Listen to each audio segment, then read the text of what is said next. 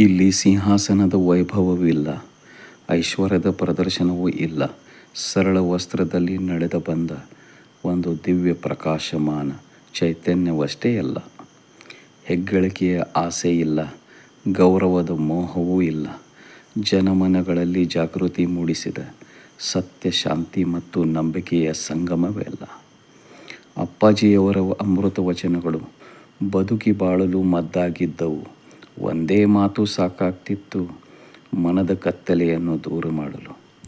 ಆ ಬೆಳಗಿನ ಸುಮಧುರ ಬಯಲಲ್ಲಿ ಕಾಲವೇ ನಿಂತು ಹೋಗ್ತಿತ್ತು. ಅರುಣೋದಯದ ಉಷಾ ಕಿರಣಗಳಲ್ಲಿ ಜ್ಞಾನಗಂಗೆ ತೊಡಕುತ್ತಾ ಹರಿಯುತ್ತಿತ್ತು. ಬಾಳಲು ಸಂಪಾದಿಸಲು ಬಾಳಬೇಡ ಎಂದು ಹೇಳಿ ಮನದ ಗೊಂದಲನ್ನು ಅಳಿಸಿದವರು. ಶ್ರೇಯಸ್ ಮಾರ್ಗ ಬೇರ್ಪಡಿಸಿ ಸರಳ ಬದುಕಿನ ದಾರಿದೀಪ ತೋರಿದರು. ನಮ್ಮೆಲ್ಲರ ನಡುವೆ ನಡೆದು ಬಂದು ಕನಕನದಲ್ಲಿ ದೇವರ ರೂಪ ತೋರಿಸಿದರು. ದೇವರ ನಿಜ ರೂಪ ಅರಿತುಕೊಂಡ ನಾವು ಇವರೇ ನಡೆದಾಡುವ ದೇವರೆಂದು ಮನಗಂಡೆವು. ಅದೇ ಬೆಳಕು,